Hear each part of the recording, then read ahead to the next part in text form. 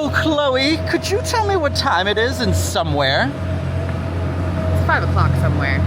Welcome to another DIS Unlimited happy hour.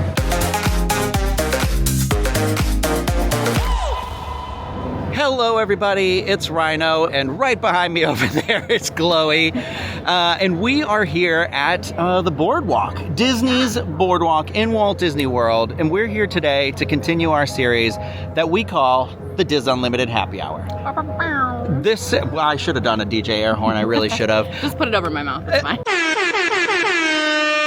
If you're not familiar, as of recording this, we've only done one other of these, but the goal is to kind of do a new type of dining review where we're highlighting some of the lounges around Walt Disney World property.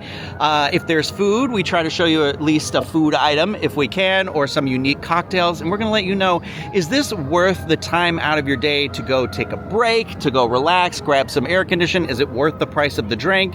You know, worth the price of the walk, the heat of the Florida sun, all of that. And today, that has landed us at the magical gathering. Not the Magic the Gathering, not to be confused with the board game. No. But we are at AbracadaBar. Now, Chloe, not to be confused with AbracadaBar. Oh, she referenced a non-Disney park. How rude. Cut it out. She didn't even have a drink yet. Okay, so have you been here before you got me with that? Very briefly. I didn't spend really much time inside. I went in, ordered a drink, came outside. So I'm excited to go back in. Yeah, I haven't been here, I don't know, I think it's been like 2 years or so.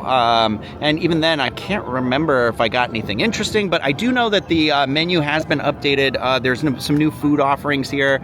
Our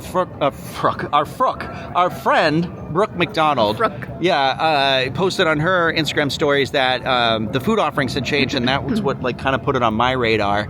So I was interested to go check that out, see if there's any new cocktails or anything like that. And then I was like, you know what? I don't think we've done a review since this opened, which has been years now, which is also crazy because you're like, what is time?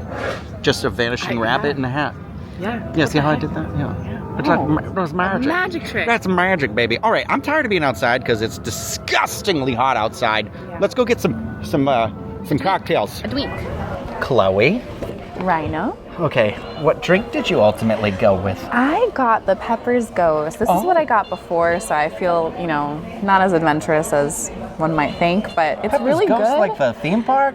So it's named after John Henry Pepper, a 1800s illusionist who came up with the illusion of the Pepper's Ghost, which we all commonly known in the Haunted Mansion ballroom scene where it looks like there's actual ghosts dancing.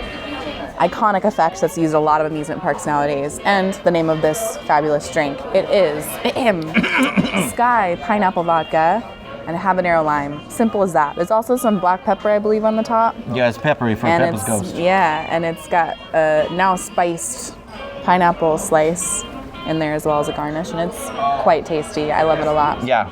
Oh, you know what I like about it is almost like because of the pineapple and the pineapple vodka, and then what was the other thing in it? Habanero lime. Yeah, it's like I feel like when you do a Pepper's Ghost effect, it is like this kind of shade, cloudy. Almost. Yeah. So on the menu, there are bar snacks, there are handcrafted cocktails, featured cocktails.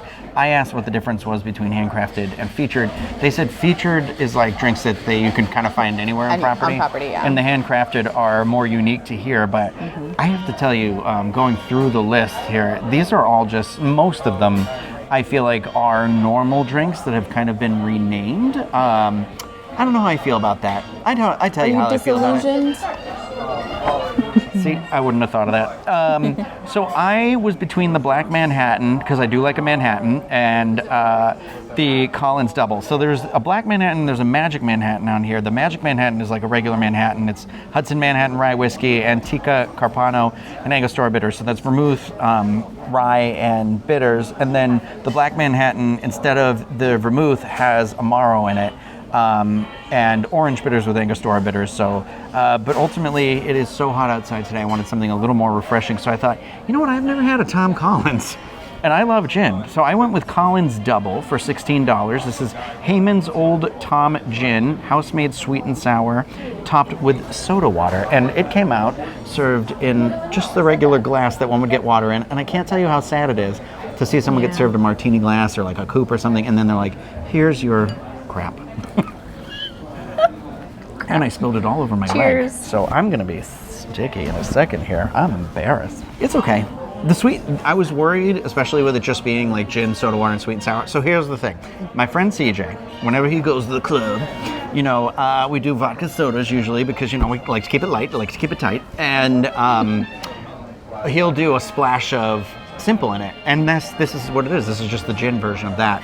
So I feel like I need to be hearing some club music. But we're getting some nice 1920s Victrola. What were you waffling between again? What was the other thing you might...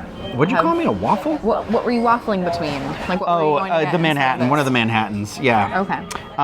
Because really, honestly, the two that feel more unique, which are like the Seashore Sweet and the Magic Mirror, are definitely sweeter because they have soda, and then one of them has cotton candy syrup in it. So the Seashore Sweet is actually an Easter egg in itself, the name is, because this is the old home of Seashore Sweets at the Boardwalk, the candy shop here. So it's cute that they did that. Well, we went with 2 bar snacks too, because like I said, they have redone the menu, and I heard somebody in here talking about how the same with our friend Brooke, that people are kind of upset, our Brooke, is that they don't have the fries. There was like fries that were super popular in here. So right now on the bar snacks, which are only available from 5 to 10, is the chips and dip trio, tuna tataki, pork belly slider, and charcuterie plate. So we figured we'll do 2. We went with the tuna tataki for $21. It is seared tuna with marinated rice noodles, chili oil, ponzu, and petite cilantro. Enough of the cilantro. And then we also, obviously, I wanted to try the charcuterie plate. Chloe wanted to try the charcuterie plate. We're big fans of the charcuterie I think we should start a little side mission of finding the best charcuterie board on Disney World property. And right now, I think it's at Baseline Tapas because it's only like $10 or $11. Yeah. I think it might have gone up in price. But this one coming in at $15 isn't bad. So this has calabrese, salami, prosciutto de Parma with, here's the cheeses. They give you a menu with the cheeses with the description. Listen, so there's something called a caveman blue cheese on the end, across from the accompaniment of honeycomb, which blue cheese and honeycomb, I'm really excited for that. And caveman blue cheese, how sophisticated. So we have the Brilliant Savarin, the Repenier VSOP Gouda. We got Gouda. Beehive Tea Hive, Purple Haze, and Caveman Blue. Purple Haze? What is that? Purple Haze is that one. Is it goat? Purple Haze is a disc of fresh, soft goat cheese flavored with lavender and fennel pollen, produced in Humboldt County, California by Cypress Grove. Since the 1980s, Cypress Grove has been perfecting their goat cheeses. The cheese is light and fresh with a flavor addition reminiscent of French Provence. I'm going to read you the Caveman Blue, too. Yeah, please. Is a favorite among cheesemongers. It is a natural rind cheese that releases moisture while being cave-aged. It's because of this the cheese has a better fudgy, creamy texture with notes of shiitake mushrooms, golden beets, brown butter, and moderate blue flavor. Okay, so I like the idea of the moderate blue because I hate like real bitter blue cheese. I don't know much, but I like rotten cheese, and that sounds like one rotten cheese. Well, you like rotten pizza too. It's fermented in a cave? Like, are you kidding me? So the Beehive Tea Hive, I'm just going to go through them all now, is Tea Hive is a feel-good cheese. The soothing qualities of tea and the relaxing properties of bergamot combine to produce a lovely cheese with the rich fragrance of orange blossoms in April. And then the Gouda, that I couldn't really pronounce, is historically ripened for 2 years in the unique microclimate of the old cheese warehouse in Warden, Holland, with its natural differences in temperature and humidity. The Rapenia has an intense taste with surprising protein crystals that burst with flavor. So that one's going to have an interesting texture. And then the Brillat Savarin, you can bite it, is a soft crusted cheese made from pasteurized cow milk. It's named after 18th century French gourmand Jean Athom Brillat, I don't know, who was famous for his quote, "Tell me what you eat and I will tell you who you are." This is very rich cheese, comes from Normandy, and is produced year-round. It's typically aged for 1 to 2 weeks. Which one did you start with, the caveman? The smallest piece. You know I gotta start with the caveman and the honeycomb. Of course you did. I'm gonna start with the tuna. I'm not gonna lie, the sear on the tuna does not look appealing to me. Okay. It's good. You don't like the sear on the tuna? I don't think I like the tuna, period.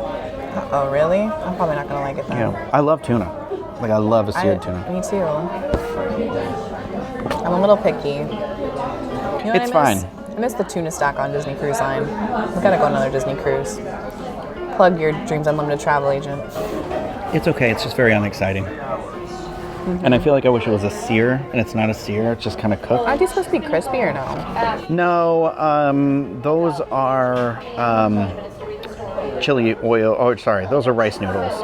So they're marinated rice noodles. Oh, marinated. Okay. I get the ponzus in here, but the tuna by itself, it's not. I don't think for $21 that hits. I hate to be morbid, but is this on here because of like the whole cut a lady in half kind of trick? Like, why is this on the menu? Is it just like a random lounge menu? What does the cheese have to do with magic? I don't know. It's more sophisticated to go with the beverages. This just seems like a... It does, I'm not lying to you. It does seem random, but we are also next to the flying fish. Yeah. Did you put yours on a crostini? Mm-hmm. That's a magic trick that we just saw right there. Cheese is good. Oh yeah, thank you very much. It's okay. You know what? It doesn't even have a super strong blue. Like when they say moderate, it's like very light. Yeah. So this is the lavender goat. I'm just gonna follow you. I'm gonna go in the same order. I'm doing the lavender goat. Are you doing it with what's across from it? Yeah, and I'm using the crostinis too, just because. But oops. Pepperoni.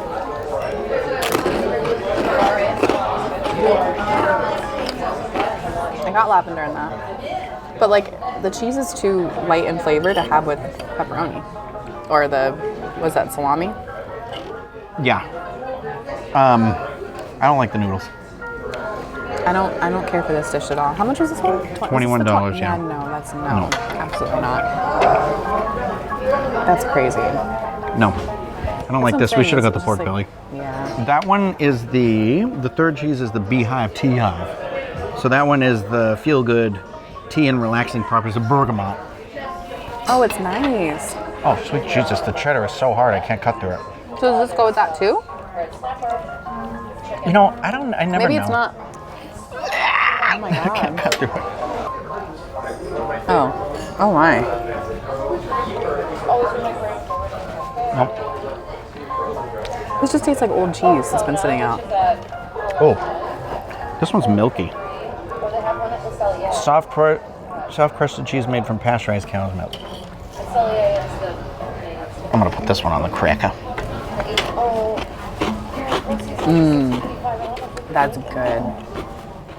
It tastes like a brie cheese. Yeah, I was gonna say I think that one's my favorite this Yeah. one. I feel like with the prosciutto, It is very rich. It's really good. It's almost like a Borzen, whatever. I don't like the yellow one at all. That's Gouda. I'll tell you what, it's not as Gouda as it could get. I really enjoy the goat cheese on its own. I really like the caveman blue. I liked the tea one a lot. I love the flavor in that. It just tastes like black tea and cheese. I don't think I'm a cheese guy. I like cheese, but I think I just like burrata. I'm a fromage girl, full through and through. She's fromage. She's foolish for fromage. And this tuna, not great. I don't like my drink either. Oh no, Ryno. I know it's just a Tom Collins, but I feel disappointed. I feel like there could be a little bit more. I feel like this drink. I don't really feel like any of these drinks, other than like Manhattans and maybe. There's not even an old fashioned on here. I don't think. Oh, there was an old fashioned. I lied. You know, there's like a whiskey sour sort of a thing. No, there's not like a. Yeah, it's called the Parlor Trick. 4 Roses, small batch bourbon, simple syrup, and Angostura bitters. Oh, okay, an old fashioned. See, I feel like that's kind of, excuse my French, but I feel like that's creativity. It's not creativity at all. It's like putting your name on someone else's homework. Yeah. I don't know. Well, we'll continue to dine and let you know how we feel. What is this called elsewhere? I think that's just a pineapple. So wait, which one was yours? Pepper's Ghost. Pineapple vodka and habanero lime. Probably has like simple. I think it's just a martini. Yeah. Yeah. Oh well. We tried it. I feel bad that you didn't have a nice experience at all, though. Yeah. I don't remember why I haven't been here. Do you want to have more blue cheese, or you want more of it? No, girl, I don't want any of that cheese. No? Okay. Okay, we left the AbracadaBar. We thought it was best to give our wrap-up and opinions and everything. Let the table be turned over to new clientele. We didn't want to hold anybody up in there. Okay, Chloe, so now that we've left, like, what were your impressions, like, of the AbracadaBar itself? I think it's a pretty cool space. I feel like they're going for, kind of a a la Trader Sam's immersive experience. It's like a speakeasy. There's some fun Easter eggs. It was a rabbit.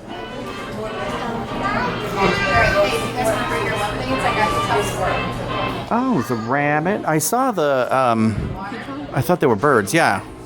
And the rope. Yeah, the rope, and there's the magician. I like these magic wands up there. It's cool. It's not as immersive as Trader Sam's could be. There's no like moving, tricks or anything like that that you'd see at Sam's. And the menu itself, is pretty pricey for drinks that are disguised as normal drinks that you can find pretty much anywhere at any bar. Because I mean, we said it earlier about the drinks being like featured versus handcrafted, and it was like, okay, you can't. I feel like it's just copying someone's homework and putting a different name on it, and it's like there's a bar downtown in Orlando that is Halloween themed and it's open 365. It's one that I always highly recommend if you're ever going off property looking for like a fun experience. It's called Cocktails and Scream, and they have like 15, 20 drinks on there or something like that. And they rotate in new drinks too as well, but they are all so unique. Like I don't see those drinks anywhere else. And they have like cool vessels. They have, all this sort of stuff and so I feel like this, again, like when my glass came out and it was just a regular like cup of water glass, I was like, well, this feels like not nice. Like this should be in a tall, thin glass or whatever. So I know it's crazy, but it's like the wallpaper is beautiful in there. They have all these really cool, elegant props. Yeah, they did a great job with the space. I think the backstory and you were saying there's a lot of backstory to it. Like in very typical. It reminds me a lot of like how when Downtown Disney became Disney Springs, how they had such a intense, intricate backstory that I was like, these are lies. People are going to think this is the truth. The revitalization of Disney Springs.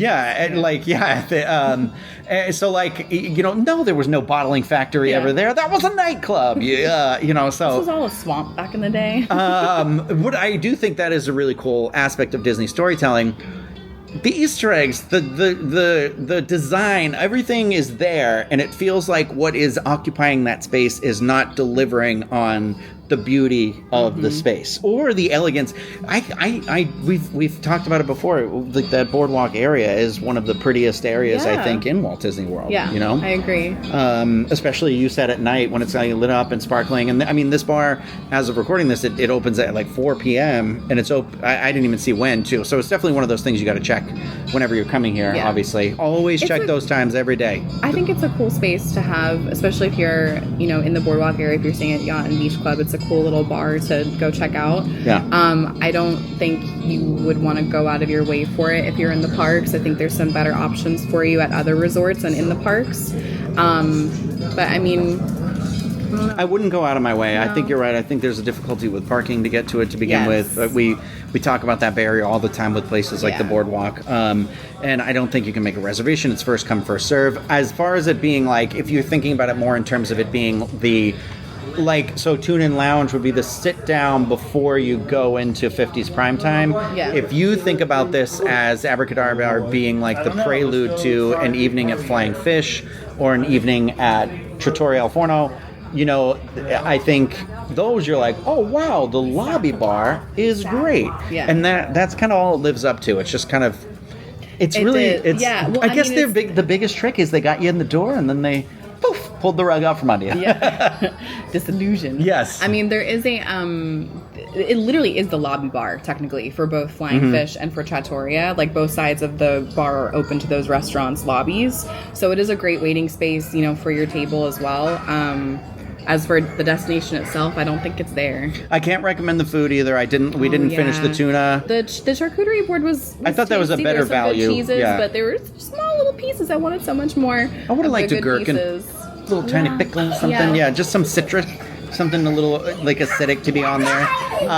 But yeah, I mean, I don't think we could say we made bad decisions necessarily. Like, I should have went with Manhattan. It definitely feels like a place where you drink a Manhattan or an old fashioned, and you liked your drink enough, yeah? I did, yeah. That was the second time I've gotten it in a year, so. Yeah, well, good. I'll get it again if I ever go back, so. But that's that. I mean, if you think there were better options, I'd love to hear what they were. As far as it goes, I think I wouldn't recommend it. I'd like to come back and try other options because I feel like it's something that people would be interested in if they're staying here, Yeah, I think that's what's cool, at least about staying at one of the resorts on the Boardwalk, is there are options, and we will hopefully do more of those options in the future when it is another DIS Unlimited Happy Hour, but we'd like to say thank you for joining us for this one. If you liked the video, thumbs up, subscribe to the channel, and of course leave us comments about what other lounges or bars or things that you want to see us go to. Somebody to choose from. We want to know your input. Well, I want to go to some of those ones that have like that, like this is the best one or this is the worst one, and I want to be like, why? You know? And so I am really happy that we went to this one today because I feel like it's kind of, it's hidden, it's elusive, it's secret, it's an illusion. Kind of like Tuna Lounge. I feel like not many people knew about that one. Yeah, so watch that one if you haven't already. There's one drink there that you have to go get. And unfortunately, we don't have that one thing to recommend to go back for here. So maybe next time, maybe at the next place. But thank you, everybody. Don't forget about Dreams Unlimited Travel when planning your next vacation, your next Walt Disney World vacation. And thank you to our Patreon supporters. That is going to do it. We'll see you next time. It's very hot and humid here. I'm like sweating it all out right now. Play it cool, man. I am dying. Bye. I'm dying. Bye.